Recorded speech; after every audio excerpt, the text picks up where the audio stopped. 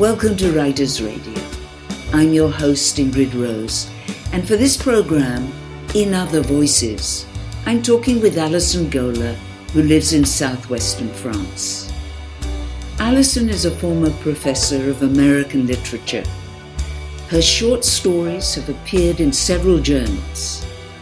She's also the author of 3 murder mysteries and is currently at work on a novel about the Grand Tour of Europe, based on her great-grandmother's diary.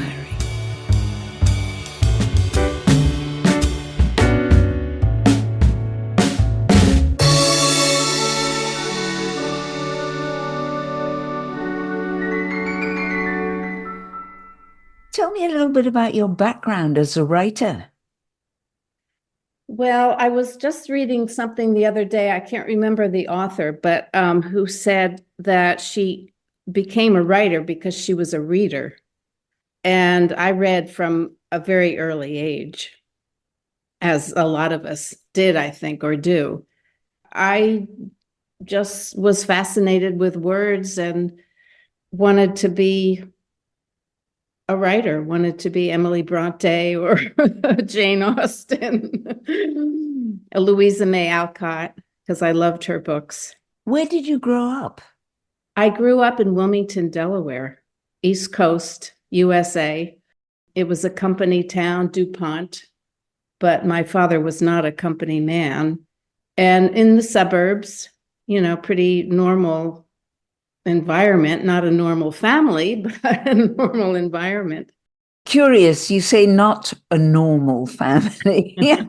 I wonder if any of us would admit to having a normal family. No, I mean, that's exactly, because I am very interested in family dynamics, and I think some of my writing shows that. It is true. There really isn't a normal family. And all families have problems, have baggage, have secrets, which I'm also interested in exploring, and how those secrets, when they come out, what they do to the members of the family. That story, Falling, that's where the father discovers who he really is, and it nearly kills him. My family had a lot of secrets, as I think many families do. As an adult, I hate secrets. If somebody says to me, "Oh, I want to tell you something, but you can't tell anyone," I usually say, "Don't tell me, please." The subject of secrets is very interesting to me. Your stories take a lot from your autobiographical. Yes. Yeah. Lately, I've been very interested in trying out different voices. And so again, in that story, Falling, it's my father's voice. The first book that I wrote about the family was very interesting to me because I developed a lot of sympathy and empathy for my parents, which I did not have before. And trying to get inside these characters, I can't say it's fun, but it's a challenge.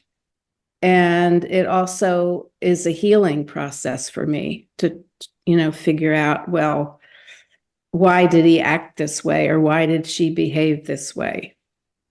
And I'm making up a lot of it because my dad was in the service, but of course, like most men who came back from World War II, he didn't talk about it at all. We didn't really ask questions because it was sort of an unspoken thing that you didn't ask questions. So trying to understand what that might have been like has been very healing for me, I think is the right word.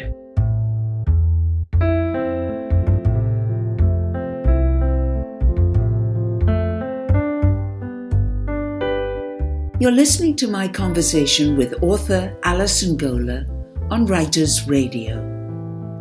Alison will now read her short story, Falling.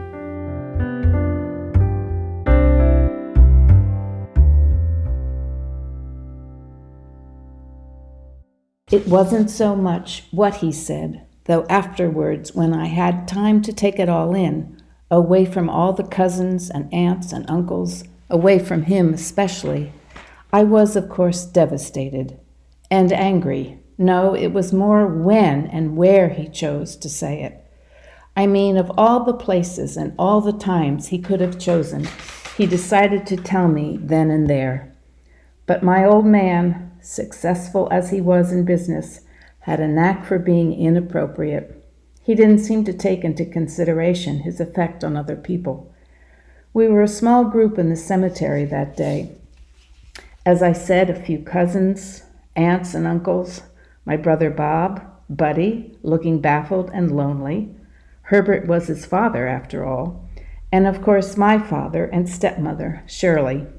Shirley was trying real hard to look grim as we all watched Uncle Herbert's casket being lowered into the ground. Why does anyone have to witness that?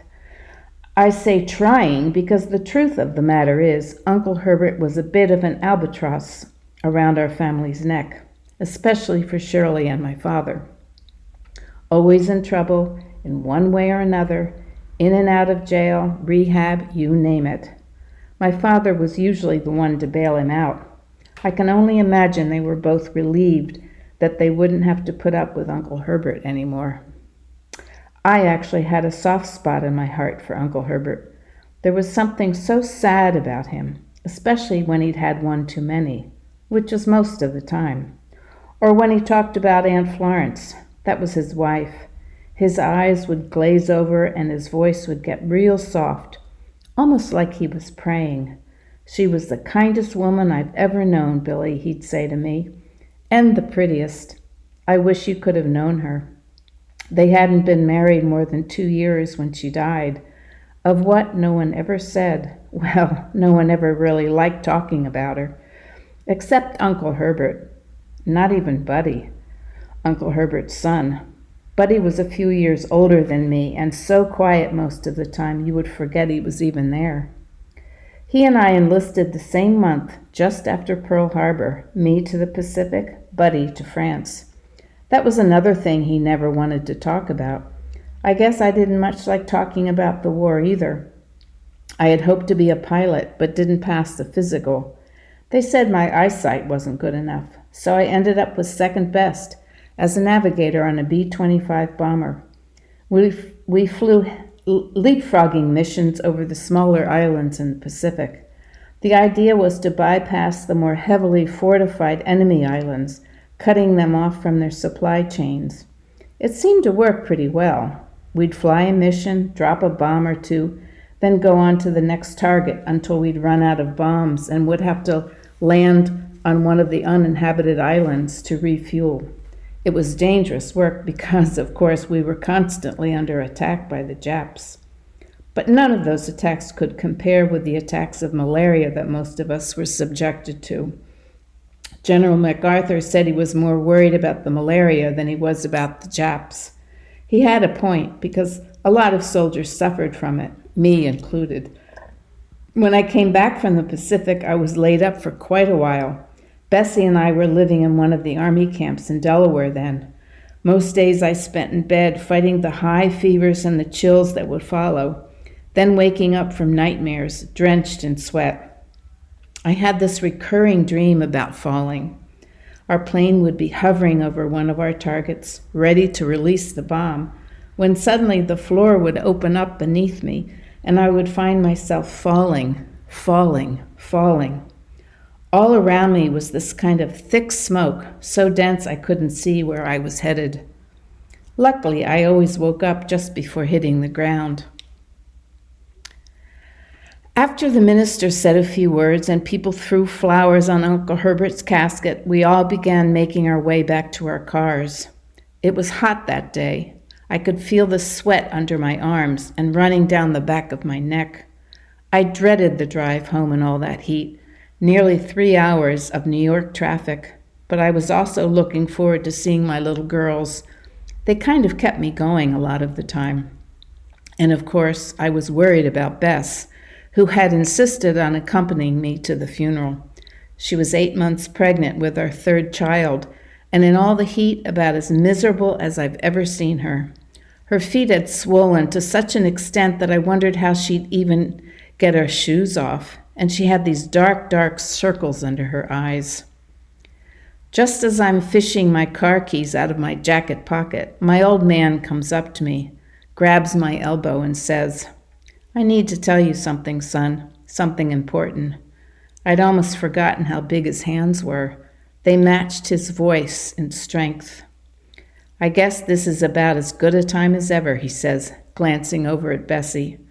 My eyes follow the line from my elbow to his face. He looks worried, which surprises me. It's not like my old man to worry, not about anything. Bessie seems to sense the urgency of the moment. "I'll see you back at the car, Billy," she says. "I need to get off these feet." She forces a half-hearted smile, trying, I suppose, to reassure me. She knows how uncomfortable I've always been around my father. I watch her shuffle down the path leading to the parking lot, holding onto her belly with both hands, as if she might lose it at any moment. I turn to my old man again, bracing myself for what he's about to say. I get this queasy feeling in my stomach, like the feeling I used to get just before our plane would release a bomb. I figure he's about to point out some business transaction he thinks I've screwed up. After the war, I went to work for him. It seemed like a good idea at the time, but lately I'm not so sure. "Shoot," I say. For about the 100th time this morning, I pull a handkerchief from my breast pocket and wipe my forehead. The sun is directly overhead now. I can feel the heat even through my jacket. "This isn't going to be easy, son," he says, which strikes me as funny. When has anything ever been easy with him?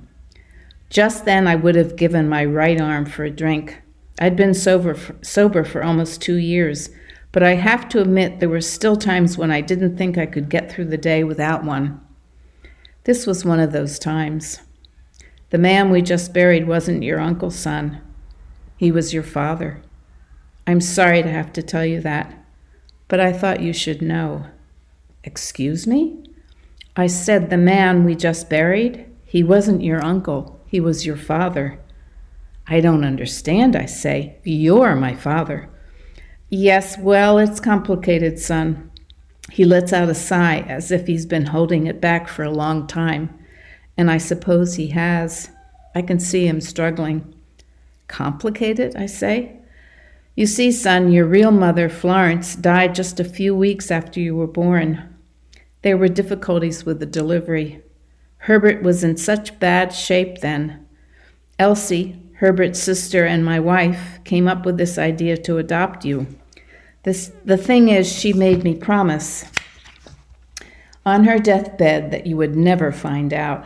Only now that Herbert's gone and you've got your own family, it just seemed the right time and the right place to tell you." Really, I think to myself, now, in this place, at this time? And Buddy, what about Buddy? He's your brother's son. He was older, of course. He stayed with Herbert, though I have to admit it wasn't the best situation. We all did our best. I feel a kind of anger boiling up inside of me. It's hard to absorb his words, to comprehend what he's just said. All these years my family has kept this secret from me, including Uncle Herbert, who isn't my uncle anymore. I take a deep breath and look at my old man, only he isn't my old man anymore either.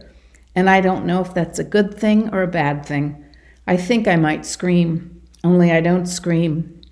Instead, I turn my back on him and make my way up the hill, away from the cemetery, back to the car, back to Bessie. My head is spinning, and I seem to be entering another space, another dimension, as if I'm falling from a great height, only I don't know where I'll land, or if.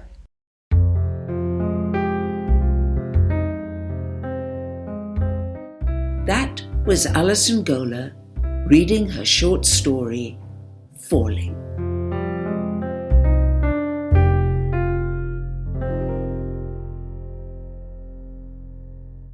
Tell me a little bit about the background, because you're living in France and have been for many years now. Yeah, I've been in Europe almost 40 years, the last 10 years in France. I think I inherited this urge to travel from my great-grandmother and then my aunt, who traveled quite a bit. And travelers are people who are curious. And I'm a curious person. So I went to college, got married, and then at some point decided that wasn't for me. And so I took my divorce money and went to Europe for a year on my own. I just traveled around. I knew that's where I wanted to be. So that's where I am 40 years later. And you've been a teacher. Yes, I was a professor for a time in Philadelphia at some of the universities and colleges in the area. And then I took a job with the University of Maryland overseas. And that allowed me the opportunity to live in many different countries. And it was great. It was a great experience. Then I retired. Of all the countries you lived in, you're now in France. Does that speak to your writer's soul? Well, it does. And when I was in the third grade, I had a teacher, Mrs. Cook, who apparently had traveled to France. And so we put on a play, and it was set in Paris. And I had one line, and the line was, "Où est la Tour Eiffel?" And I was so proud of that. And I was just fascinated with Paris. I read the Madeleine books, and it just spoke to me. We learned a little French. She taught us a little French. And so it was always a dream of mine to live here. So here I am. So are you living a city or a village life? I live in a town. So I had a house in a small village, and I decided that wasn't quite for me. Not too much going on, and I'm by myself. So I moved to a town called Uzès. It's a beautiful little medieval town. There are a lot of expats here. That's not why I moved here, but it's interesting. We have a duke and a duchess, and there's a castle here. Beautiful, beautiful. In fact, I went to a film last night that was set in Uzès. Oh, I know. So I was seeing all of these places that I knew so well. So yeah, it's fabulous. And I'm not too far from Avignon or Nîmes, Marseille, and I get to Paris not as often as I would like to, but I try to get up there to do theater and ballet and museums. So what is it as a writer that you need to nurture your writing? Oh, that's a good question. I think for me, it's mostly confidence. And I didn't get that when I was a kid. So my best moments are when I think, okay, I can do this. I have something to say and I can say it. And also, I guess, quiet time. A lot of my friends are very social, and they like to go out to dinner and lunch and shopping. And I like some of that, but I think most writers, we all need solitude. We all need time to reflect and time to work.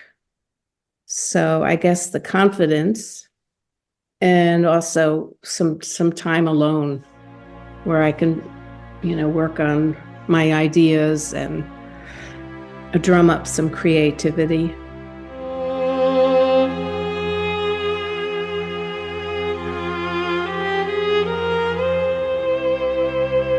We're now going to hear Alison Goeller read her short story, Pepita.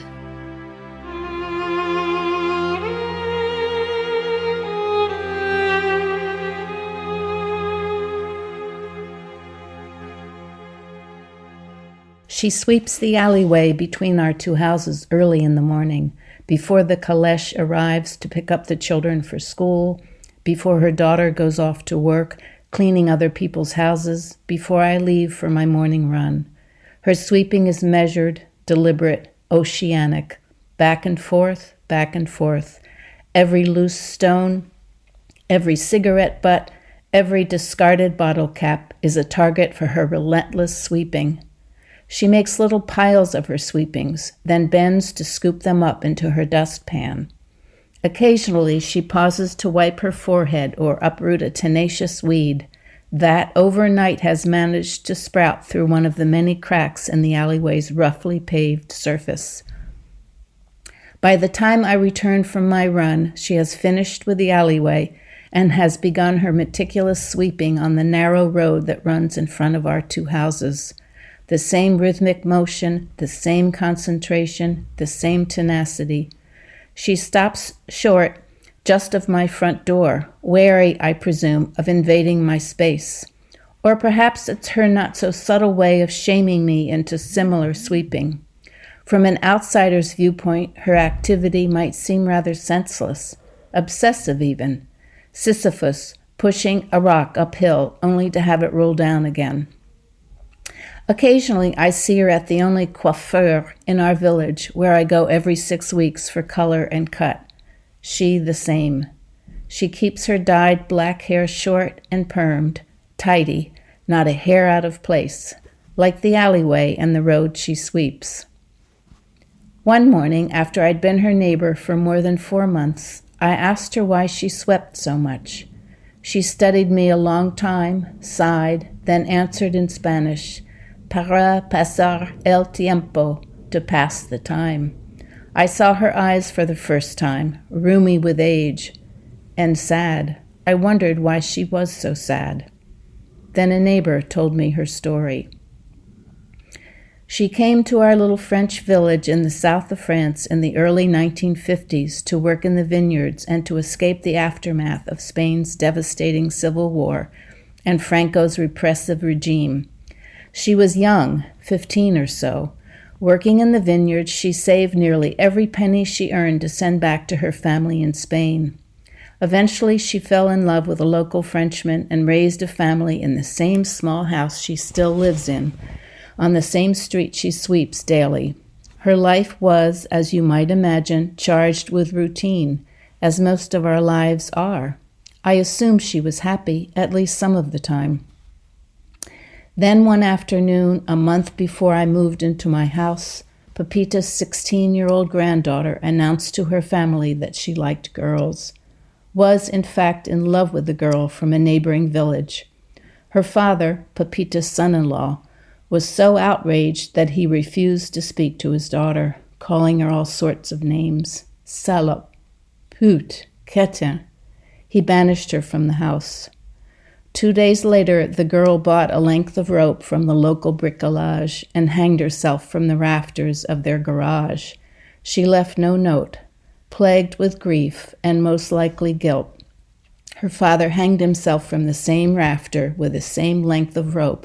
Exactly 1 week later, he too left no note. The family and the village mourned as best they could, but who recovers from such unspeakable loss?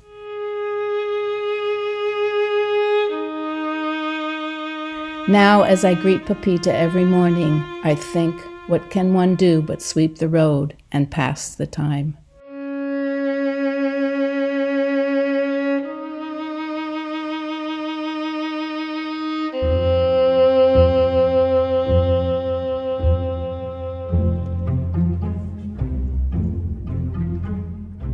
That was Alison Goeller reading her short story, Pepita.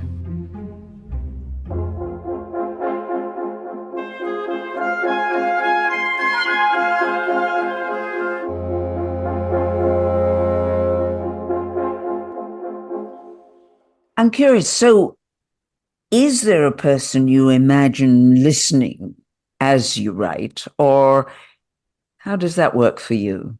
Yeah, that's a good question. And I've thought about that because Toni Morrison, whom I admire a lot, said that she wrote because there weren't books that she wanted to read. So she decided that she would write those books.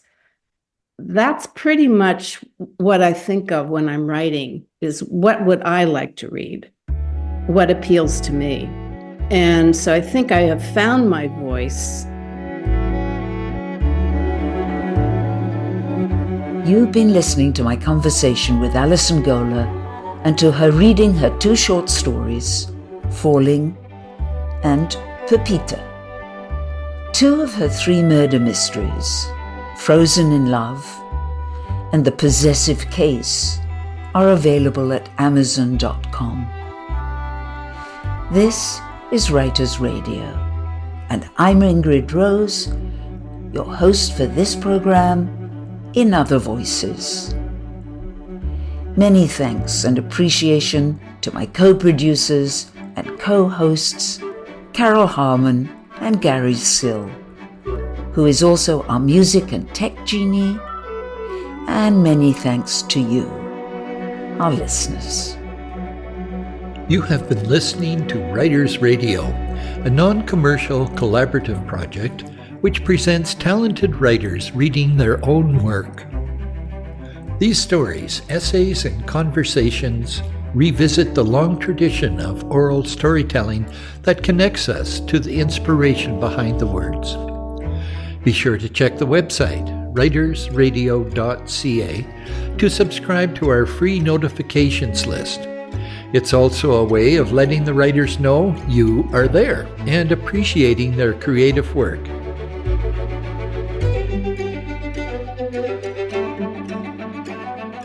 Writers Radio broadcasts from Half Moon Bay on the Sunshine Coast in Canada, traditional tribal land of the Sechelt Nation of the Coast Salish peoples. We express our gratitude for their wisdom teachings and land stewardship.